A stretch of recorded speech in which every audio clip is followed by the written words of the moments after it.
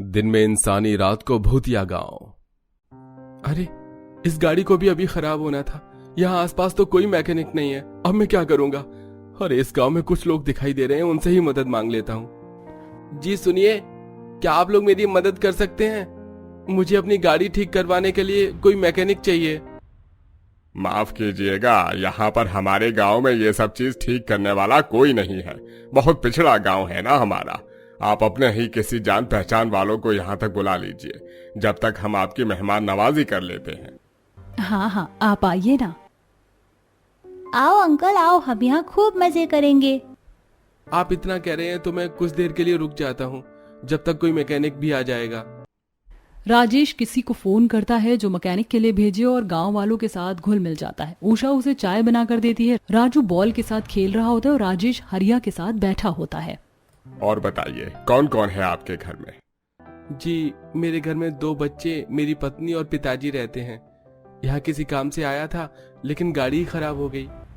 कोई बात नहीं भाई साहब, आप आराम से रह लीजिए। हमारा गांव बहुत अच्छा है। गाड़ी ठीक हो जाए तब आप चले जाना। अंकल अंकल मेरी बॉल तो पकड़ो, आप खेलो ना मेरे साथ। हाँ हाँ बेटा, जरूर।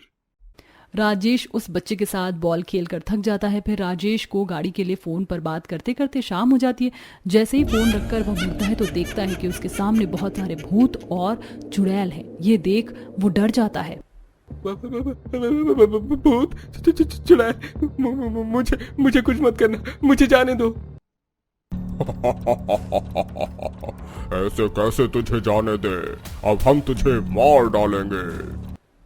और क्या मदद चाहिए थी ना तुझे हमारी? हम तेरी ऐसी मदद करेंगे कि तू यहाँ से कहीं बाहर ही नहीं जा पाएगा। तुम सब लोग तो अभी इंसान थे, भूत कैसे बन गए? मुझे जाने दो, मैंने तुम्हारा कुछ नहीं बिगाड़ा। लेकिन अंकल, हमें तो नफरत है ना आप जैसे लोगों से। पहले आप मेरे साथ बॉल खेल रहे थे, अब मैं आपको बॉल बनाकर खेलूंगा। फिर अंकल आप ही न मार देना। राजेश जान बचाकर भाग रहा होता है। तब वो बच्चा हवा में उड़कर अपनी शक्तियों से राजेश को बॉल बना देता है और उसके साथ खेलने लगता है। फिर हवा में पटक पटक कर उसे अधमरा कर देता है और बाकी के भूत और चुड़ैल उसे मार डालते हैं। आखिर आज एक इंसान को मार ही दिया। आज एक मारा है, कल 2 मारेंगे, परसों 3 और ऐसे करके हम सबसे अपना बदला लेंगे। इस भूतिया गांव में जो भी इंसान आएगा वो मरेगा। इस तरह वह भूत और चुड़ैल राजेश को मार देते हैं। लेकिन ये भूतिया गांव की बात क्यों कर रहे थे और क्यों इन्होंने एक मासूम इंसान को मार दिया और ये इंसानों से बदला लेना क्यों चाहते थे? आइए जानने के लिए कहानी में आगे बढ़ते हैं, जहां कुछ ही दिन बाद 4 लड़के गाना गाते हुए उस भूतिया गांव से गुजर रहे होते हैं। ओ जान की कुर्बानी, ले ले दिल बर जानी, तबाही पक्की है, आग तू में पानी। आज की रात मजा हुस्न का आँखों से लीजिए, आज की रात मजा हुस्न का आँखों से लीजिए। अरे यार, तुम लोगों को गाने की पड़ी है।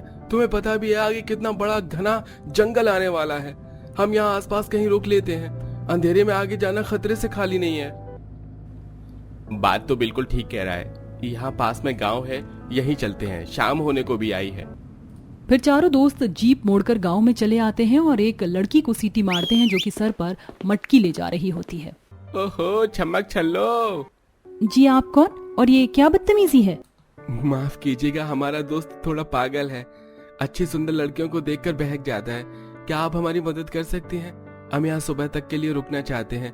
आगे रास्ता अंधेरे वाला है, इसलिए जा नहीं रहे आगे। आओ राजा, तुम्हारा ही इंतजार है। शाम होने को आई है। हाँ हाँ, आप आइए, मैं अपने घर लेकर चलती हूँ। अरे वाह बिड़ू, ये लड़की तो अपने को अपने घर में ही ले जा रही है। ओहो। चारों लड़के उसके पीछे पीछे आ जाते हैं कि तभी, अरे ओ आनंदी, कहाँ ले जा रही है शहर के छोरों को? और ये यहाँ क्यों आए हैं? अम्मा जी कुछ परेशानी है, ठहरना चाहते हैं?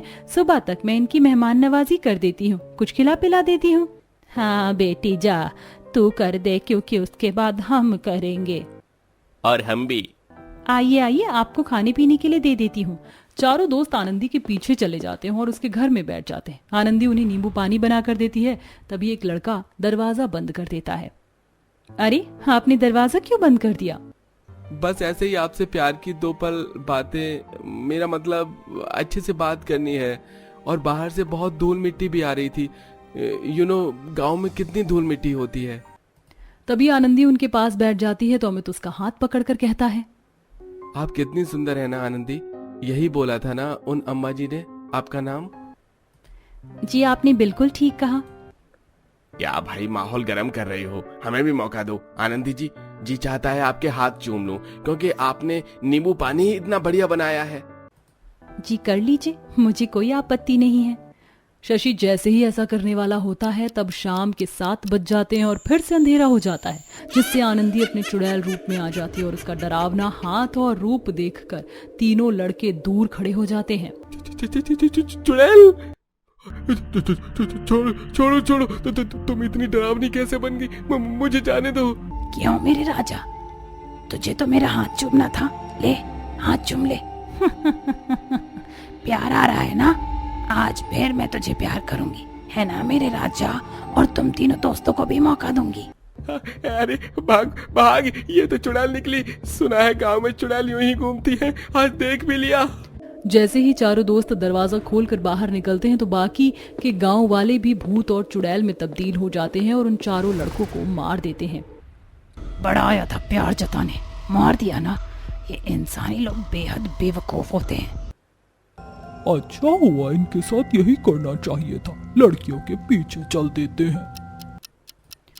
ऐसे ही सिलसिला आगे चलता रहता है। गांव में जो भी इंसान गलती से उनके पास आता था वो गांव वाले लोग दिन में इंसानी लोगों की तरह रहकर उनके साथ रहते और शाम होते ही डरावने भूत और चुड़ैल के रूप में आकर उन लोगों को मार दिया करते थे। एक पति पत्नी भी आते। पति पत्नी अलग अलग खटिया पर सो रहे थे। पति जैसे ही करवट लेता है तो भूतिया हरिया उसे अपने सामने दिखाई देता है। भूत भूत। क्या हुआ राघव, तुम चिल्लाए क्यों एकदम से? वो मैंने भूत देखा। तुम कोई सपना देख रहे होगे राघव, सो जाओ। बहुत दूर से हम ट्रेवल कर रहे हैं इसलिए लगा होगा। तुम्हारा बेचारा पति झूठ नहीं बोल रहा, सच बोल रहा है। जरा इधर तो देखो। बाकी लोगों की तरह तुम भी डरने के लिए तैयार हो जाओ।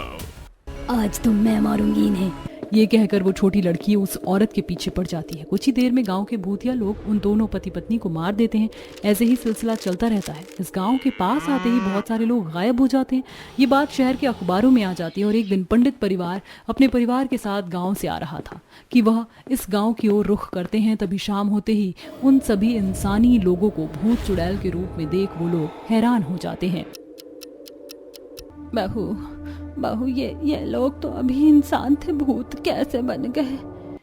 मुझे ऐसा क्यों लग रहा है माँ जी, हमने जो न्यूज़ सुनी थी वो यही गांव है जहाँ लोग आकर गायब हो जाते हैं। तुम बिल्कुल ठीक बोल रही हो। हम ही ये सब कर रहे हैं क्योंकि ये भूतिया गांव है। यहाँ सब लोग मरे हुए, भूत और चुड़ैल की बसावट है यहाँ। और अब तुम लोगों के भी मरने की बारी आ गई है। जैसे ही गांव के भूत और चुड़ैल उस पंडित परिवार को मारने के लिए आगे बढ़ता है वैसे ही उन्हें एक तेज बिजली का झटका लगता है। ये क्या हुआ, इतना जोर का झटका? तुम लोग हमें चाहकर भी मार नहीं पाओगे। हमारे गले में त्रिशूल लॉकेट है और शिव जी की रक्षा कवच, यह हमें कुछ नहीं होने देगा।